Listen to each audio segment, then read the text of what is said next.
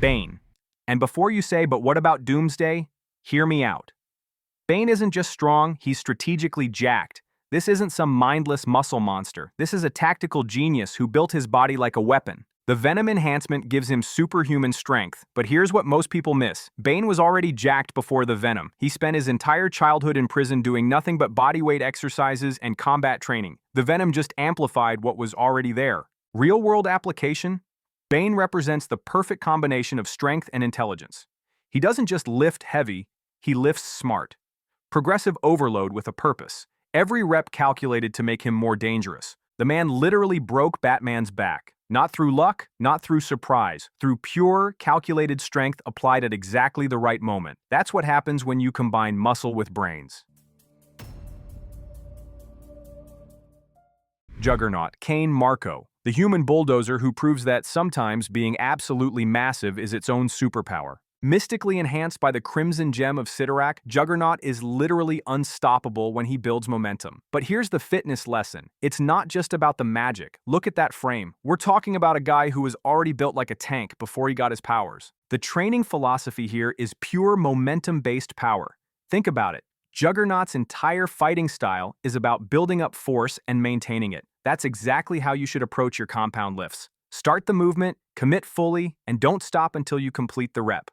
Real-world application? Consistency beats perfection.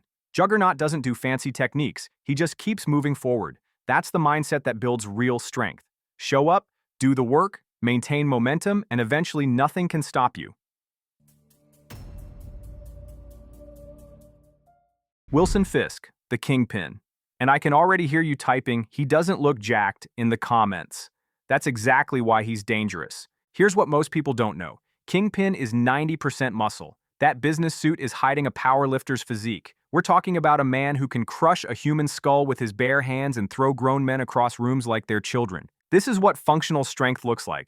Kingpin doesn't train for aesthetics, he trains for power. Think strongman training, not bodybuilding. Heavy compound movements, functional patterns, strength that actually translates to real-world dominance. The lesson here? Don't judge strength by appearance. Some of the strongest people in the world don't look like fitness models. They look like Kingpin, thick, powerful, and absolutely terrifying when they decide to use that strength. Real-world application? Train for function over form. Focus on compound movements, progressive overload, and building strength that actually matters outside the gym. Doomsday, the creature that literally killed Superman. And yes, I know what you're thinking. How is the guy who killed Superman only number 4? Because being jacked isn't just about raw power, it's about the complete package. Doomsday represents the ultimate expression of progressive overload. This creature literally evolves to become stronger after every fight. Died to Superman's punch? Come back immune to blunt force trauma. That's adaptation taken to the absolute extreme. But here's the thing, Doomsday is more monster than muscle. Those bone spikes aren't just for show, they're weapons that grew out of pure evolutionary pressure. This is what happens when you take no pain, no gain to its logical conclusion. Real-world application, your body adapts to whatever stress you put it under. Doomsday just does it faster and more dramatically than anyone else. The lesson is simple. If you want to get stronger, you have to constantly challenge your body with new stresses. The only reason he's not higher? He's basically a walking natural disaster. Impressive, but not exactly the kind of physique you can realistically aspire to.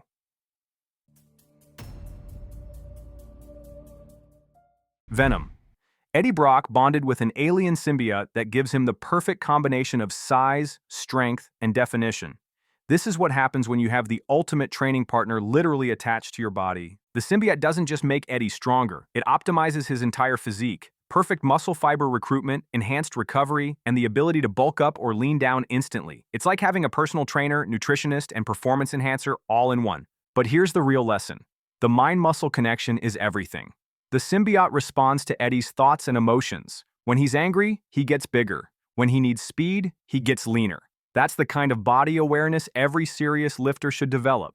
Real-world application, your mind controls your muscle. The better you can visualize and feel your muscles working, the better your results will be. Venom just takes that concept to its absolute extreme. Plus, let's be honest, that definition is absolutely insane. The symbiote gives Eddie the kind of muscle separation that would make a bodybuilder weep with envy. Abomination. Emil Blonsky.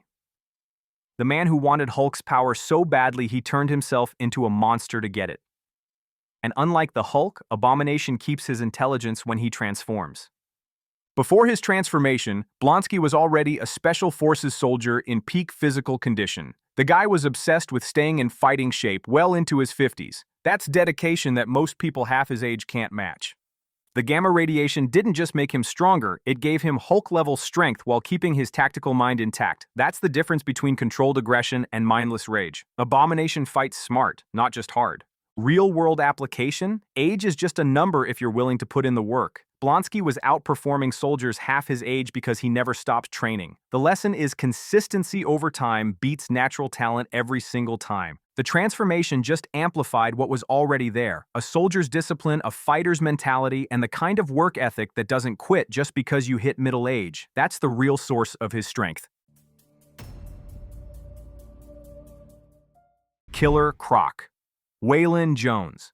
The man who proves that sometimes the most effective training program is just pure survival. Born with a rare genetic condition that gave him reptilian features and incredible strength, Croc represents what happens when you embrace what makes you different instead of fighting it. His condition got worse over time, but so did his strength. Living in Gotham's sewers isn't exactly a luxury lifestyle. Every day is a fight for survival, every meal has to be earned, and every threat has to be dealt with through pure physical dominance. That's functional fitness taken to its absolute extreme.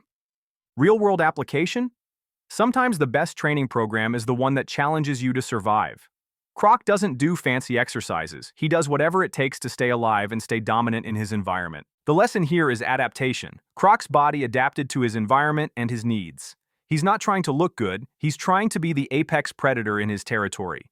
That kind of purpose-driven training builds real functional strength. Plus, let's be honest, the intimidation factor alone puts him on this list. Sometimes being jacked is as much about presence as it is about actual strength. Rhino, Alexei Sitsevich. Now, I know what you're thinking. Isn't most of his strength from the suit? And you're not wrong. But here's the thing. You still need to be incredibly strong to even operate that suit effectively. The Rhino suit amplifies his natural strength, but it doesn't create it from nothing. Sitsevich was already a powerhouse before he got the enhancement. The suit just turned him into a living battering ram. The training philosophy here is all about explosive power and momentum. Rhino doesn't do complex techniques. He builds up speed and crashes through whatever's in his way. That's the kind of training that builds real-world, applicable strength. Real-world application, sometimes the simplest approach is the most effective. Focus on compound movements, build explosive power, and don't overthink it. Rhino's entire fighting style is basically a really aggressive deadlift followed by a sprint. The only reason he's not higher on the list? The suit dependency. Take away the mechanical enhancement and he's still strong, but not quite at the level of the guys above him. Still, the combination of natural power and technological amplification makes him a force to be reckoned with. Solomon Grundy, the undead powerhouse who proves that sometimes the best training program is just refusing to stay dead. Born on a Monday, died on a Saturday, but he keeps coming back stronger. Grundy's power levels vary depending on how he's resurrected, but at his peak, he's fought entire teams of superheroes and won. Here's the thing about Grundy. He represents pure, unthinking strength. No technique, no strategy, just raw power applied with zombie-like determination. Sometimes that's exactly what you need. Real-world application? Consistency and persistence beat talent and technique. Grundy doesn't get tired, doesn't give up, and doesn't overthink things. He just keeps going until the job is done. The lesson here is mental toughness. Grundy's strength comes from his absolute refusal to quit.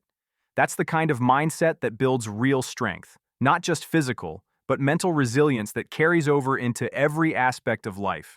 The only reason he's at the bottom of the list? Being undead is kind of cheating. Plus, the whole mindless zombie thing doesn't exactly make for inspiring training motivation. Still, you can't argue with results.